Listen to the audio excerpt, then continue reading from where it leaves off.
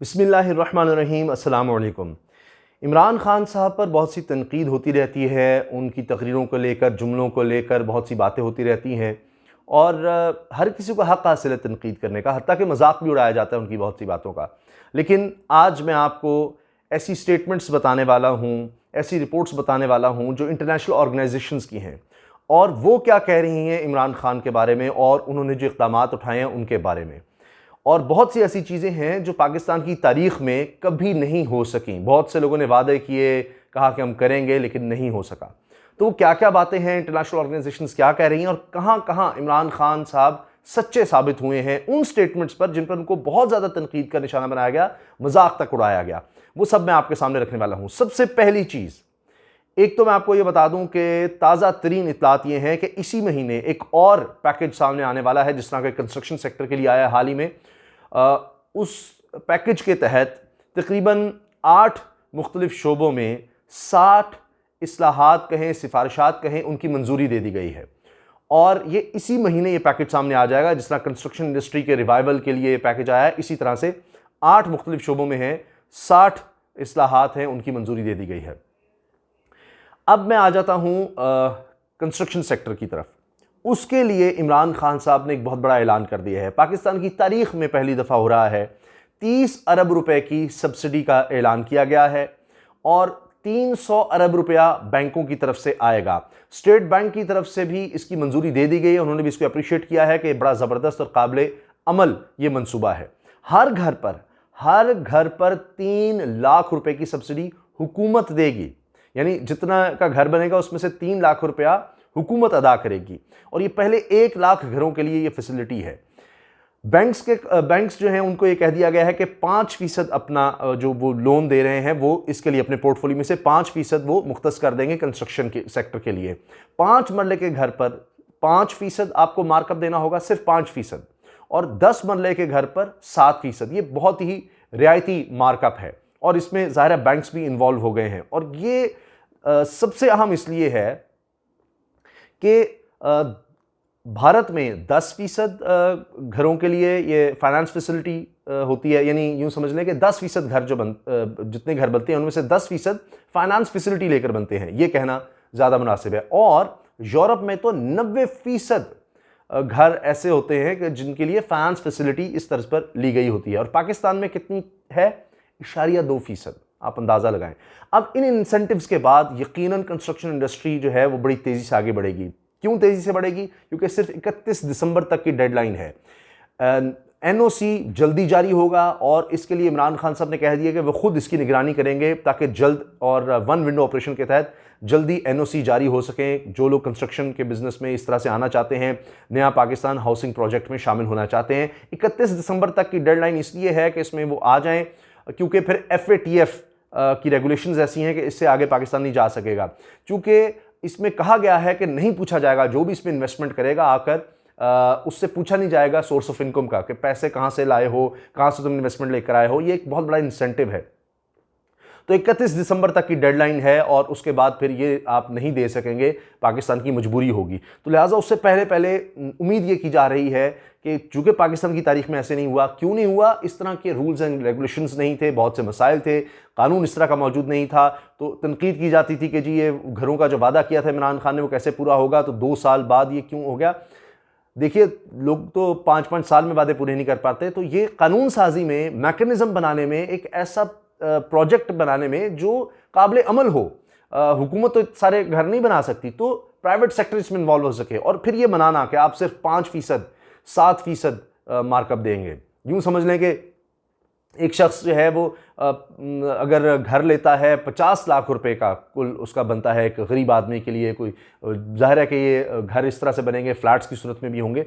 तो अब वो जिसने बनाया है उसको तो 50 लाख बैंक दे देगा और फिर जो शख्स वो ख़रीद रहा है उसको सिर्फ 5% उस पर देना होगा। 50 लाख पर 5%, 5 लाख रुपया, अगर लेट्स सपोज ये तकरीबन 2.5 लाख रुपया बनेगा। और इसी तरह से 10 मरले का मकान है तो फ़र्ज़ करें 1 करोड़ में बनता है, तो वो अगर 7% पे दे रहा है मार्कअप, तो उसको 1 करोड़ 7 लाख वापस करना होगा। 50 लाख के घर वाले को 52.5 लाख वापस करना होगा।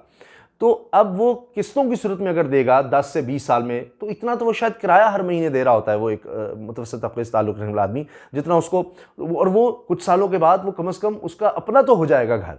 तो ये कितनी बड़ी सहूलत है। बहरहाल ये बहुत बड़ा एक कदम सामने आया है। इसके अलावा इमरान खान साहब जो सच्चे साबित हुए हैं वो है ऑक्सफैम की रिपोर्ट। ऑक्सफैम दुनिया का सबसे बड़ा इदारा समझा जाता है जो गुर्बत और भूख, अफलास, इसके हवाले से अपनी रिपोर्ट्स तैयार करता है, इस पर नज़र रखता है, इसके हवाले से काम करता है। ये 20 बड़ी ऑर्गेनाइजेशंस की का एक इकट्ठ हम कह सकते हैं कि एक तंजीम है ऑक्सफैम। उसने ये बात कह दी है कि जितना ये कोविड से ख़तरा हुआ है दुनिया को, या जो हलाकतें हुई हैं, अफसोसनाक सूरत हाल है, तकरीबन 6.25 लाख के करीब लोग इसमें हलाक हो गए, इससे कहीं ज़्यादा हलाकतें भूख की वजह से होने वाली हैं। और वो इस साल के आखिर तक उन्होंने कहा कि रोज़ाना की बुनियाद पर 12,000 लोग मरना शुरू हो जाएंगे। इस साल के आखिर में 12,000 रोज़ाना मरेंगे भूख और अफलास से, ये कोरोना से जो सूरत हाल पैदा हुई है इस पर। तो इमरान खान साहब यही बातें करते हैं तो उनका मजाक उड़ाया गया कि जी देखिए हमें भूख से और इन चीज़ों से बड़ा ख़तरा है, लिहाजा हम उस तरह का लॉकडाउन नहीं कर सकते। अब अल्लाह का शुक्र अल्हम्दुलिल्लाह कि बहुत बेहतरी आ रही है, केसेस कम हो रहे हैं, हॉस्पिटल्स में बेड अब निस्बतन ज़्यादा खाली हो रहे हैं कि मरीज़ वहाँ पर नहीं हैं उतने। तो ये अल्लाह का शुक्र, अल्लाह करे कि ये सूरत हाल इसी तरह से बेहतरी की तरफ जाती रहे, लेकिन ख़तरा मौजूद है ख़ासतौर पर ईद उल अज़हा के वक्त और मुहर्रम के लिए। उसके लिए भी हुकूमत जो है सख्त SOPs का कह रही है। तो मकसद कहने का ये है, अर्ज़ करने का, कि अब ये ऑक्सफैम तो ना मैं कह रहा हूँ, ना कोई इसमें PTI या कोई उनका वोटर है या कुछ, तो तनकीद तो हमें भी करनी चाहिए, हम करते हैं, लेकिन ये तो अब ऑक्सफैम ने कह दिया है और ये बात अब सही साबित हो गई कि ज़्यादा लोग भूख से मर सकते हैं अगर सही तरह से इक़दाम ना किए कि लोगों की जानों को भी बचाना है, लेकिन ऐसा भी कोई इक़दाम करना है कि लोग भूख से, प्यास से, गुर्बत और बेरोज़गारी की वजह से इतने तंग ना हों कि वो मौत की तरफ चले जाते हैं भूख से और फिर बीमारियों की वजह से, दीगर बीमारियों की वजह से। तो अब ये ऑक्सफैम की रिपोर्ट आने के बाद अब उस तरह से इमरान खान पर तनकीद इसलिए नहीं की जा सकती कि अब हर कोई दिखा देगा कि देख लीजिए ऑक्सफैम का इदारा भी अब मान गया है बात जो इमरान खान साहब पहले दिन से कह रहे थे।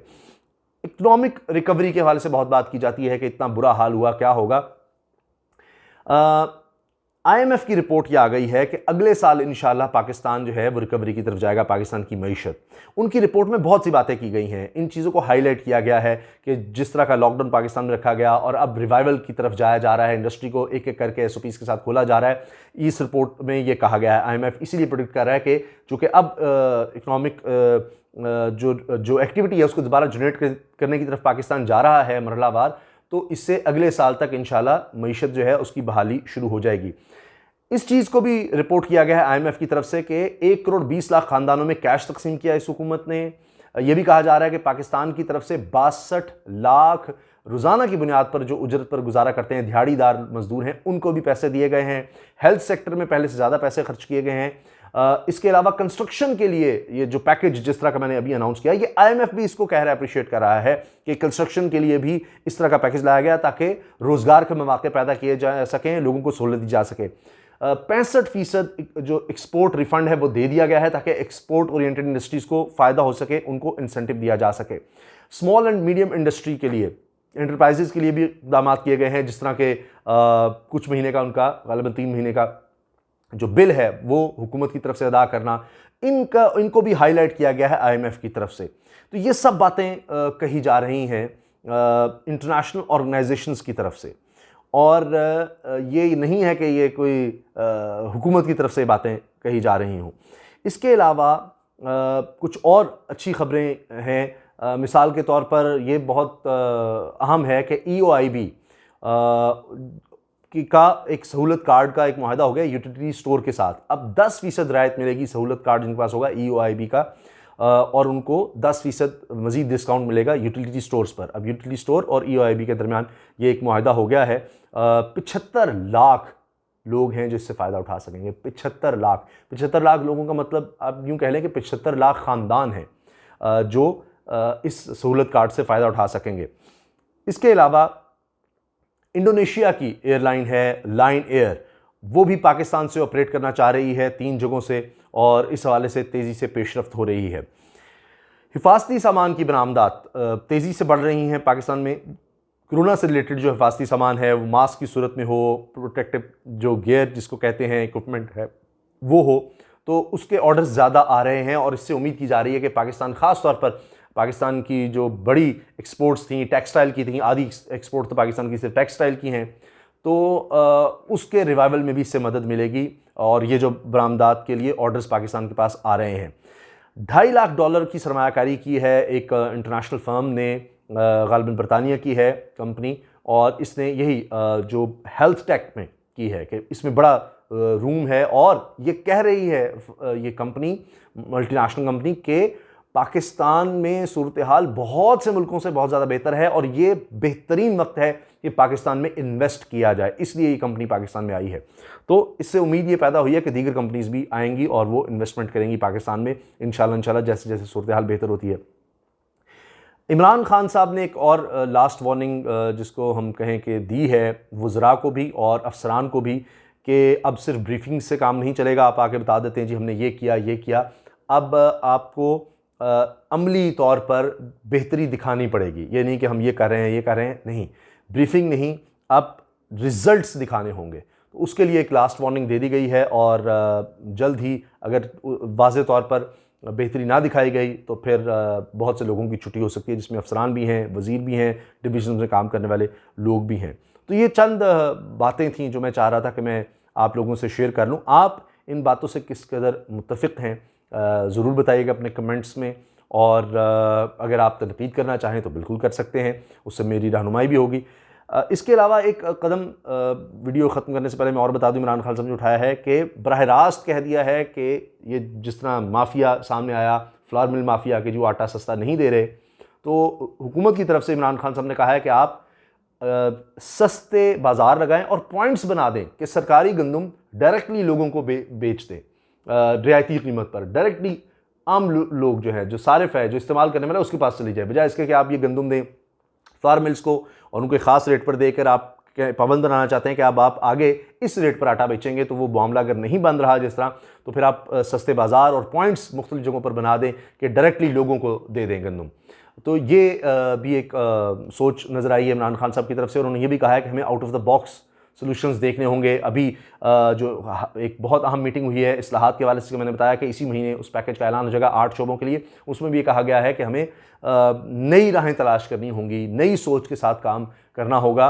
जिस तरह से हम काम करते हैं इस तरह से हम रिवाइवल की तरफ नहीं जा सकेंगे। तो उसके लिए एक नया पैकेज आ रहा है और इंशाअल्लाह उम्मीद ये है कि उससे भी इंडस्ट्रीज़ को बहुत ज़्यादा फ़ायदा होगा और मुल्क में रोज़गार के मौके पैदा होंगे और माशी रिकवरी जो है या एक्टिविटी कम अज़ कम वो बड़ी तेज़ी से जनरेट होगी। जिस तरह के मुझे लगता है कि इंशाल्लाह 31 दिसंबर से पहले आप कंस्ट्रक्शन इंडस्ट्री में बहुत ज़्यादा तेज़ी से देखेंगे लोग इन्वेस्टमेंट की तरफ आएंगे।